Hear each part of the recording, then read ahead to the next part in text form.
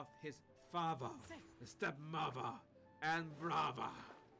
Yeah, with the Cockney accent and everything. Zainab shows that establishing camaraderie with malignant voices of the press and leaking damaging information against one family member in exchange for good coverage of another have been common practices for years. This is illegal. This is absolutely hearsay. In other words, Zainab writes, it appears that Britain's most revered institution, funded by tens of millions in taxpayer funds annually, these people don't know what they are talking about, seriously, plays ball with one of its most revolting institutions. And she says, given how those tabloids played a major role in key events, including Brexit, where they also stoked outrage with unhinged lies and racism, even people uninterested in royal drama might want to take another look at why this media environment needs reforming. My royal rogue is this is all connected. This is a huge system. I apologize again.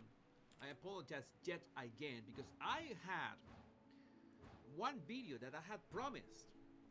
I had all the slides, all the stuff, all everything from last year, from December.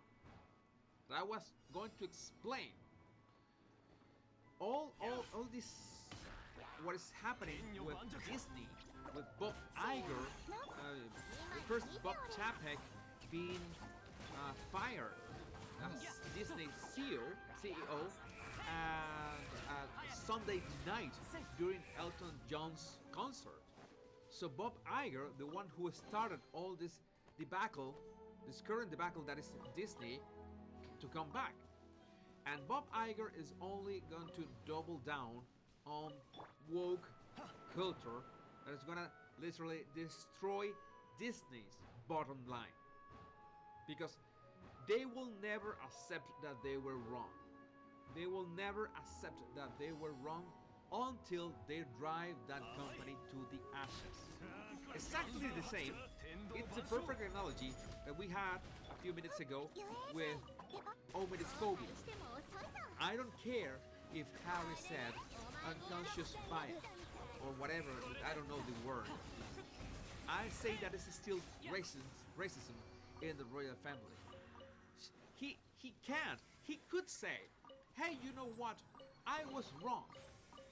We were wrong. It seems we were wrong about the royal family. And I fell for that. Well, I fell for that. Maybe Omid can't say that. But in this case, he's doubling down. There are countless of people. You see the example of people that will never acknowledge that they were wrong. And you know that looking at that at a world scale, with all the things that had happened in the last 2 years, you know that there are so many people that were wrong about so many things that you know what we are talking about. And only a tiny fraction of them are gonna apologize and say, you know what? I was wrong. We were wrong. You were right. Because some of them are calling for an amnesty. Nothing happened. Okay, we were wrong, you were right, but whatever. Let's call an amnesty. Yeah, this is very complex situation. I think that is the kind of videos that we could only do on Rumble, which is another topic, by the way, that being able to do videos there. I think at some point I will be doing some kind of exclusive videos there. I want to talk about these topics. I love the way, for example, Russell Brand covers these topics in a very balanced way. So many things happen in the world, but you see that these are the same principles. The principles of victimhood, the principles of people that are wrong, but there are so many of them that they can push a narrative and just push it on the part of the world that just doesn't agree and just wants to be left alone. This is exactly the same. It's like the royal family wants to be left alone for their own projects, like Catherine with her early years project. But they can't. Harry and Meghan will not leave them alone. Because they need, the only way that they can be relevant is attacking, such as, well, Omi Discovery is doing that. And Omi Discovery doesn't have even 1% of the platform that Harry and Meghan have. Omid has a platform only because Harry and Meghan exist. That's it. And he's doubling down on something that is plain absurd. That his royal or non-royal overlords already said, you are saying nonsense. What you're spewing out of your mouth is nonsense. And he decided, you know what? I'm gonna double down on this. Gonna double down on this. This is what we are going through with the world. And we will have more conflicts and more complex conflicts. And we will have the same dynamics. That's why I could be comfortable just talking about gossip and drama and show business and that's it, and call it a day. I just can't. I just can't.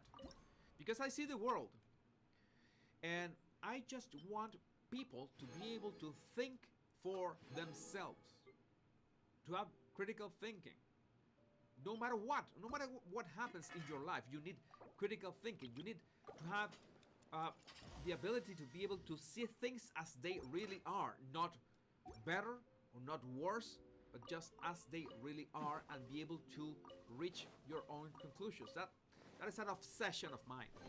That's an obsession of mine. And I want to do it in a way, the less biased way. You know that, well, we could have X amount of biases.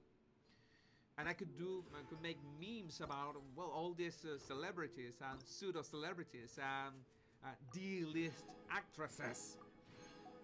But still, in the end, I want to open people's understanding of themselves, and by extension of their environment, their circumstances.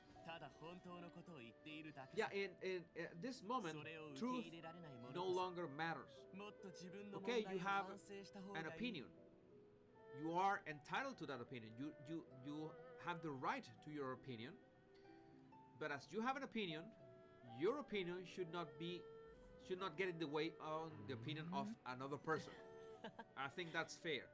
But that is, we're going really deep, and I think we have 5 more minutes. 5 more minutes. 5 more minutes. I really appreciate, and I'm thankful that you are here, and that's why I do my best to try to insert these topics, because they are important. You know that at some point I will be making a